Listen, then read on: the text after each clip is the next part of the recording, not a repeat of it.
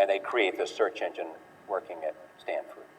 How did they get you involved in 2001?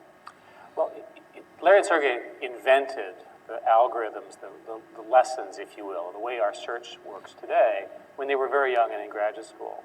And they founded Google and eventually needed some additional management help, and there was a search, and ultimately I got connected to them through one of our board members, John Doerr. From my perspective, most of what you see at Google today was invented at Stanford by graduate students, and a lot of the culture, the way we operate, is really derived from that culture.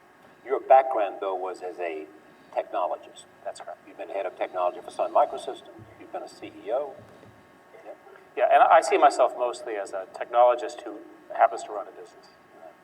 What was the original mission for Google? All the world's information, universally accessible and useful. And how are we doing on that? Well, we've just started. And I would tell you that when you're 23 years old and you state that's your mission, you've got a lot of years ahead of you. And Larry and Sergey still have a long way to go on that. This is what I've always wanted to wonder. I'm told this is true, that in the beginning, what you were going to do was sell to people the search technology. We'll sell this to you, then you can do search. The first model was just, this is an amazing new invention, this ability to search information. And at the time, the web was not so complicated. It wasn't as obvious that search would be needed because it wasn't that big. You could sort of look and find things and you knew people. So Larry and Sergey went around to all of the then powerful internet companies, and every one of them turned him down. Saying what? We have a better solution, we don't know how to work with you, you're too young, that sort of thing. Entrepreneurs have gone through this. There's not an entrepreneur alive who hasn't gone to somebody and say, good luck, not for me. There's a rule in Silicon Including Valley. bankers. There's the rule in Silicon Valley that the great entrepreneurs break out early. And I think you see that. And I think part of the reason that occurs is because of the educational system in America with graduate students and young faculty is very, very productive. So you get people right out of college, you get them into a graduate program, and they invent something, and all the world's in front of them, and they go for it.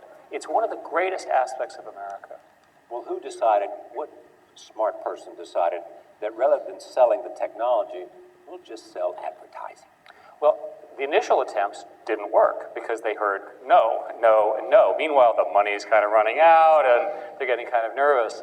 So they came up with a simple advertising model which one of the engineers invented that worked pretty well. And the small team at the time managed to get a couple of deals. When I showed up, that product was fixed in price.